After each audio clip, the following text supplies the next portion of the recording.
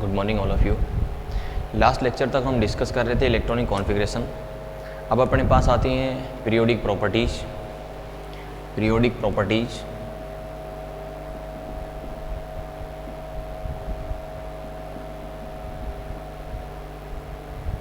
यानी कि आवर्त सारणी के अपने पास जो गुणधर्म आते हैं वो इसमें हम चार चीज़ें पढ़ते हैं। सबसे पहले जो आती है वो आती है एटॉमिक रेडियस यानी कि परमाणु त्रिज्या। परमाणु त्रिज्या के अंदर अलग अलग टाइप्स की जितनी भी अपने पास त्रिज्याएं आएंगी, कोवेलेंट रेडियस, आयनिक रेडियस, अपने पास मेटालिक रेडियस, वांडरवाल रेडियस, वो सभी रेडियस हम पढ़ेंगे। और पीरियोडिक टेबल के अंदर अपनी जो एटॉमिक रेडियस हैं वो किधर जाने पर बढ़ती हैं, किधर जाने पर घटती हैं, या फिर हम ये कहें कि अपने पास एटम है वो लेफ्ट से राइट जाने पर, टॉप टू बॉटम जाने पर घटती है, बढ़ती है, वो सब चीज़ देखने वाले हैं।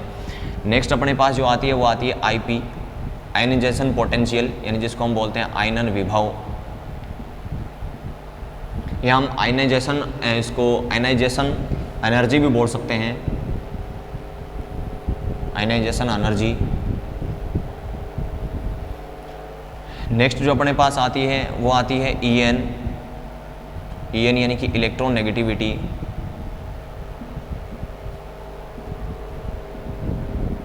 इलेक्ट्रॉन नेगेटिविटी यानी कि विद्युत ऋणता अपने को पढ़नी है।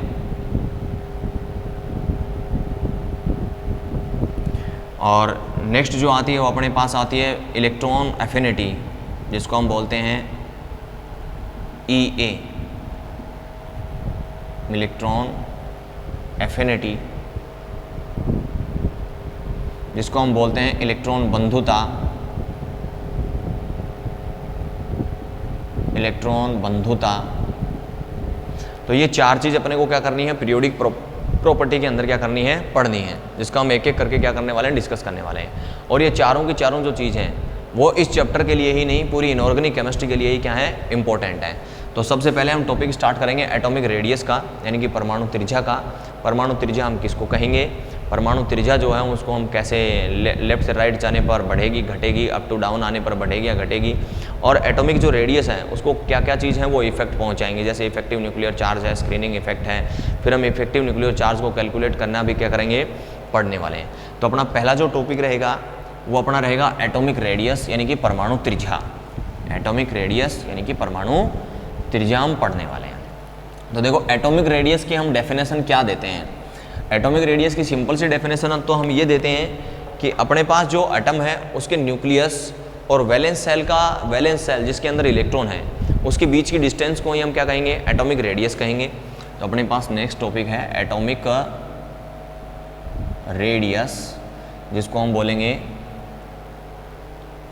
परमाणु त्रिज्या। परमाणु त्रिज्या की परिभाषा हम देंगे, किसी परमाणु के केंद्र तथा संयोजी कोश जिसमें इलेक्ट्रॉन प्रेजेंट रहता है यानी कि उपस्थित रहता है, संयोजी कोश जिसमें इलेक्ट्रॉन उपस्थित रहता है के बीच की दूरी परमाणु त्रिज्या कहलाती है, परमाणु त्रिज्या कहलाती है। या फिर हम ये कह दें कि atomic radius is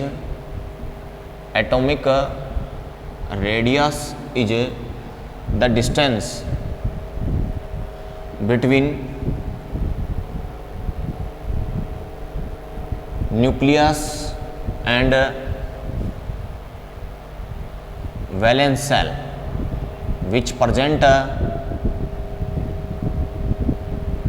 in electron. Atomic radius is the distance between nucleus and valence cell which present in electron. यानी कि वो वैलेंस सेल अपने को लेनी है जिसके अंदर क्या रहता है, इलेक्ट्रॉन प्रेजेंट रहता है। उस वैलेंस सेल की तथा अपने सेंटर पॉइंट जो न्यूक्लियस है वहाँ के बीच की जो डिस्टेंस होगी उसी को हम क्या कहेंगे, एटॉमिक रेडियस कहेंगे।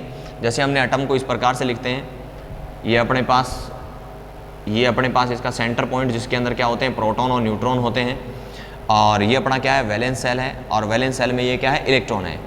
तो यहाँ से यहाँ तक की बीच की जो दूरी होगी वो इसकी क्या कहलाएगी, एटॉमिक रेडियस कहलाएगी। क्या कहलाएगी, एटॉमिक रेडियस कहलाती है। तो एटॉमिक रेडियस को ये भी दिमाग में रखना कि एटॉमिक रेडियस को हम कभी भी ये नहीं कह सकते कि कन्फर्मली नहीं कह सकते कि इसकी एटॉमिक रेडियस इतनी होने वाली है। उसके कई सारे रीजन रहते हैं, क्योंकि एटॉम के अंदर जितने भी इलेक्ट्रॉन्स अपने पास वैलेंस सेल में आते हैं तो इफेक्टिव न्यूक्लियर चार्ज बढ़ता है, क्योंकि सिंपल सी बात है अपने पास वैलेंस सेल में इलेक्ट्रॉन आएंगे और इलेक्ट्रॉन पे नेगेटिव चार्ज और सेंटर पॉइंट पे कैसा चार्ज रहता है, पॉजिटिव चार्ज रहता है। तो इलेक्ट्रॉन क्या होंगे, सेंटर पॉइंट की तरफ आकर्षित होंगे, जिसकी वजह से एटम की साइज क्या होने लगती है, सिकुड़ने लगती है। ठीक इसी प्रकार से अंदर वाली जो अपने पास सेल होती है उसके अंदर क्या रहते हैं, इलेक्ट्रॉन रहते हैं, जो इलेक्ट्रॉन और इलेक्ट्रॉन को क्या करते हैं, रिपल्सन करते हैं, प्रतिकर्षित करते हैं, जिसकी वजह से उसकी साइज हम कन्फर्मली कैलकुलेट नहीं कर पाते हैं। तो अपने पास ये तो क्या हो गई, अपने पास एटॉमिक रेडियस हो गई है। अब एटॉमिक रेडियस के अंदर भी हम क्या करते हैं, अलग अलग तरह की क्या पढ़ते हैं, रेडियस पढ़ते हैं, जिसके बारे में मैं यहाँ एक बार नोट कर रहा हूँ। नंबर 1 अपने पास आती है सहसंयोजक रेडियस, सहसंयोजक त्रिज्या। आपने नाम सुना होगा सहसंयोजक यौगिक, जिसको हम बोलते हैं कोवलेंट कंपाउंड, और इसको हम क्या कहेंगे, कोवलेंट रेडियस। यानी कि अपने पास जो समान विद्युत ऋणता के परमाणु अपने पास आपस में जुड़ते हैं, अपने इलेक्ट्रॉनों को क्या करते हैं, शेयर करते हैं, साझा करते हैं, और वहाँ पर क्या करते हैं, बॉन्डिंग करते हैं। उस टाइम पर जो अपने पास एक कंपाउंड बनता है उसको हम क्या बोलते हैं, कोवलेंट कंपाउंड बोलते हैं, और उसकी रेडियस को हम क्या बोलेंगे, सहसंयोजक त्रिज्या बोलेंगे। फॉर एग्जाम्पल मैं यहाँ पर ले रहा हूँ, फॉर एग्जाम्पल के लिए मैंने जैसे ले लिया Cl2। क्लोरीन के वैलेंस सेल में अपने पास कितने इलेक्ट्रॉन होते हैं, 7 इलेक्ट्रॉन होते हैं। ठीक इसी प्रकार से नेक्स्ट जो क्लोरीन है इसके पास वैलेंस सेल में भी कितने इलेक्ट्रॉन है, 7 इलेक्ट्रॉन है। अपने 8 यानी ऑक्टेंट कंप्लीट करने के लिए इससे 1 इलेक्ट्रॉन लेता है। ठीक इसी प्रकार से ये क्लोरीन अपना ऑक्टेंट पूरा करने के लिए इससे 1 इलेक्ट्रॉन ले रहा है, और दोनों के बीच में 1-1 इलेक्ट्रॉन क्या होते हैं, शेयर होते हैं, जिसकी वजह से क्लोरीन और क्लोरीन के बीच में क्या बनता है, एक बॉन्ड बनता है, जिसको हम बोलते हैं कोवलेंट बॉन्ड, जिसको हम क्या बोलते हैं, कोवलेंट बॉन्ड बोलते हैं। तो यहाँ पर जो कोवलेंट बॉन्ड बना है, यहाँ पर बनने वाली जो रेडियस होगी उस रेडियस को ही हम क्या कहेंगे, कोवलेंट रेडियस कहेंगे। क्या कहेंगे, कोवलेंट रेडियस कहेंगे। जैसे मैं यहाँ पर अपने पास एक बार कोवलेंट रेडियस का डायग्राम बनाकर आपको दिखा रहा हूँ, यानी कि कोवलेंट रेडियस हम किस प्रकार से बनाते हैं और किस प्रकार से हम उसको निकालते हैं। तो कोवलेंट रेडियस में क्या होता है कि इलेक्ट्रॉनों का साझा होता है, तो एटम्स एक दूसरे के ऊपर क्या होते हैं, ओवरलैप होते हैं। क्या होते हैं, ओवरलैपिंग करते हैं। ओवरलैपिंग किस प्रकार से करते हैं, यहाँ पर मैंने क्लोरीन और क्लोरीन अपना एग्जाम्पल लिया है, और इसके बीच में क्या बना है, कोवलेंट बॉन्ड बना है। क्या बना है, कोवलेंट बॉन्ड बना है। तो मैं ये कहूँगा कि ये अपना क्लोरीन वाला एटम जो है, ये वाला क्लोरीन एटम है, और ये सेकंड वाला क्लोरीन एटम है, इस प्रकार से। और यहाँ पर आकर इन्होंने अपने इलेक्ट्रॉनों का क्या किया है, साझा किया है। क्या किया है, साझा किया है। और साझा किया मतलब इन्होंने अपने इलेक्ट्रॉनों की क्या की है, शेयरिंग की है। तो अपने पास एक की रेडियस तो ये है यहाँ तक, और दूसरे वाले की रेडियस है वो यहाँ तक है। एक की रेडियस यहाँ से यहाँ तक और एक दूसरे की रेडियस यहाँ से यहाँ तक है। तो मैं इसको दे देता हूँ RA और इसको कह देता हूँ RB, RA और RB। तो जब भी हम कोवलेंट रेडियस निकालेंगे तो मैं यहाँ पर निकाल देता हूँ कोवलेंट रेडियस इक्वल टू क्या होगा, RA प्लस RB/2, क्योंकि यहाँ पर अपने पास कोवलेंट रेडियस जो होगी वो क्या होगी, ठीक इसके बीचों बीच की होगी यहाँ तक। तो हम इसको क्या कर लेंगे, 2 से RA और RB दोनों को ऐड करके 2 से क्या कर देंगे, डिवाइड कर देंगे। तो अपने पास क्या आएगी, कोवलेंट रेडियस आएगी। क्या आएगी, कोवलेंट रेडियस आएगी। तो ये अपने पास कोवलेंट रेडियस हो गई। नेक्स्ट जो आती है वो आती है वान डर वाल रेडियस। वान डर वाल रेडियस यानी कि वान डर वाल त्रिज्या, वान डर वाल रेडियस। तो ये अपनी वान डर वाल जो रेडियस होगी, सिंपल सी बात है, वान डर वाल रेडियस कहाँ बनती है। वान डर वाल जो होता है एक काफ़ी वीक अट्रैक्शन फोर्स होता है, weak attraction force. Weak attraction force अपने पास आता है वान डर वाल, और इसके दौरान जब एटम्स आपस में आकर क्या होते हैं, जुड़ते हैं, जुड़ने की वजह से वहाँ पर जो रेडियस बनेगी उसको हम क्या कहेंगे, वान डर वाल रेडियस कहेंगे। क्योंकि जैसे हीलियम है, नियोन है, आर्गन है, क्रिप्टॉन है, रेडोन है, ये ना तो किसी से इलेक्ट्रॉन लेते हैं और ना ही किसी को इलेक्ट्रॉन देते हैं। तो सिंपल सी बात है, जब ये आपस में बॉन्डिंग करेंगे तो इलेक्ट्रॉनों के हिसाब से तो बॉन्डिंग करेंगे नहीं, ये क्या करेंगे, एक अट्रैक्शन फोर्स से जुड़ेंगे। जैसे मैं ये कह दूँ ये हीलियम वाला एटम्स है, और मैं ये कह दूँ ये दूसरा हीलियम वाला एटम्स है, तो सिंपल सी बात है, इन्हें तो ये इलेक्ट्रॉन अपने शेयर करेंगे, क्योंकि इनका ऑक्टेंट क्या होता है, कंप्लीट होता है। तो ये दोनों क्या आते हैं, एक अट्रैक्शन फोर्स से बिल्कुल क्या आते हैं, पास पास आते हैं। क्या आते हैं, पास पास आते हैं। तो जैसे ये एक प्रकार से अपना मैं कह दूं हीलियम अणु है, ये एक प्रकार से हीलियम अणु है। तो ये दोनों क्या हैं, एक प्रकार से पास पास आए हैं। या फिर मैं आपको नेक्स्ट एक अच्छा एग्जांपल लेके और फिर अच्छी तरीके से समझते हैं। मैं ले लेता हूं H2 यानी हाइड्रोजन गैस मैंने ली है, हाइड्रोजन गैस मैंने ली है। और ये जो हाइड्रोजन गैस है कोवलेंट बॉन्ड बना है, तो इस प्रकार से क्या बन गया, मॉलिक्यूल्स बन गया, अणु बन गया। और यहाँ पर आकर अपने इलेक्ट्रॉनों का क्या कर लिया इन्होंने, पेयरिंग कर ली। क्या कर ली, पेयरिंग यानी साझा कर लिया, और एक क्या बना लिया, मॉलिक्यूल्स बना लिया H2, हाइड्रोजन हाइड्रोजन जुड़ के H2। ठीक इसी प्रकार से मैं कहूँ कि एक और H2 यहाँ पर आकर इलेक्ट्रॉनों का साझा किया, और ये दूसरा H2 मॉलिक्यूल्स बन गया। अब सिंपल सी बात है, इस H2 और इस H2 दोनों H2 का ऑक्टेंट क्या अपने पास कंप्लीट है। तो ये जब दोनों मॉलिक्यूल्स पास पास आएंगे तो एक अट्रैक्शन फोर्स से क्या होंगे, अटैच होंगे। एक अट्रैक्शन फोर्स से क्या होंगे, अटैच होंगे। उस अट्रैक्शन फोर्स को हम क्या कहते हैं, वांडरवाल फोर्स कहते हैं। क्या कहते हैं, वांडरवाल फोर्स। और यहाँ पर जो अपने पास रेडियस कैलकुलेट करेंगे उसको हम क्या कहेंगे, वांडरवाल रेडियस कहेंगे। नेक्स्ट जो अपनी आती है वो आती है मेटेलिक रेडियस, धात्विक त्रिज्या, जिसको हम कहते हैं मेटेलिक रेडियस। तो अपने पास कितनी, जब मेटल्स आपस में जुड़ेंगी तो वहां पर जो रेडियस होगी उसको हम क्या कहेंगे, मेटेलिक रेडियस कहेंगे।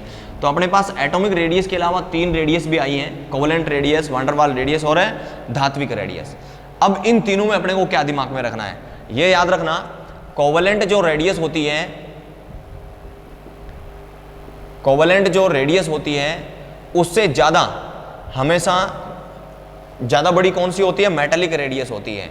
कौन सी होती है, मेटेलिक रेडियस होती है। इससे बड़ी जो होती है वो कौन सी होती है अपने पास, वांडरवाल रेडियस होती है, वांडरवाल रेडियस होती है।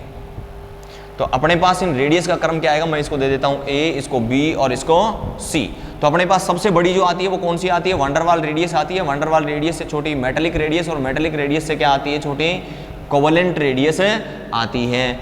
अब इसमें से भी अपने पास कोई पूछ ले कि कोवलेंट रेडियस इन सबसे छोटी रेडियस क्यों होती है, तो उसका रीजन क्या है कि यहाँ पर जब कोवलेंट एक कंपाउंड बनता है तो वहाँ पर जो कंपाउंड जो बना है उस टाइम पर इनमें अपने पास जो एटम थे उनमें क्या हुई है, ओवरलैपिंग हुई है। यानी कि दोनों आपस में इलेक्ट्रॉन शेयर करके एक दूसरे को देखो कवर करके रखते हैं। और जब शेयरिंग होती है इलेक्ट्रॉन्स की, तो इनकी जो हमने कोवलेंट जो रेडियस निकाली है, तो दोनों की रेडियस को ऐड करके, दोनों की रेडियस को ऐड करके हमने उसको 2 से क्या किया है, डिवाइड किया है। तो यहाँ पर कोवलेंट जो रेडियस होगी इन दोनों रेडियस से क्या आती है, छोटी आती है। अब नेक्स्ट बात जो आती है वो देखो क्या आती है। नेक्स्ट बात ये आती है कि अपने पास पीरियोडिक टेबल में चलें हम, लेफ्ट से राइट चलें या टॉप टू बॉटम चलें, तो किस साइड में जाने पर अपने पास एटॉमिक रेडियस बढ़ती है और किस साइड में आने पर अपने पास एटॉमिक रेडियस घटती है, उसको हम कैलकुलेट करने की क्या करें, कोशिश करें।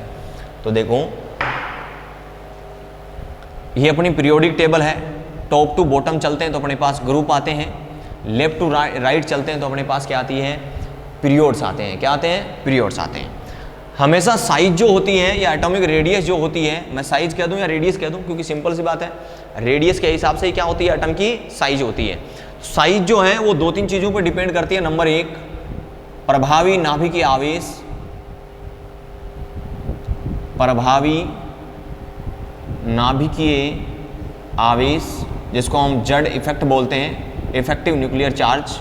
नंबर 2 है वो डिपेंड करती है परिरक्षण प्रभाव, परिरक्षण प्रभाव कह दूं मैं, परिरक्षण प्रभाव का मतलब है स्क्रीनिंग इफेक्ट, स्क्रीनिंग इफेक्ट या शील्डिंग इफेक्ट भी हम उसको बोल सकते हैं। नेक्स्ट फिर अपने पास डिपेंड करती है अपने पास वैलेंस सेल जो अपने पास सेल जो होते हैं उसके ऊपर भी क्या करती है, इसकी साइज है वो डिपेंड करती है। अब देखो मैं एक सिंपल सा एग्जांपल लेता हूं। जब भी हम लेफ्ट से राइट चलते हैं, जैसे बोरॉन, बोरॉन के बाद कार्बन, कार्बन के बाद नाइट्रोजन, नाइट्रोजन के बाद ऑक्सीजन, ऑक्सीजन के बाद में क्या आता है, फ्लोरीन आता है।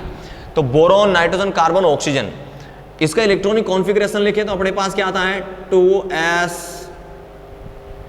2s2p1, यानी कि मैं सीधा सीधा लिख देता हूं 2p1।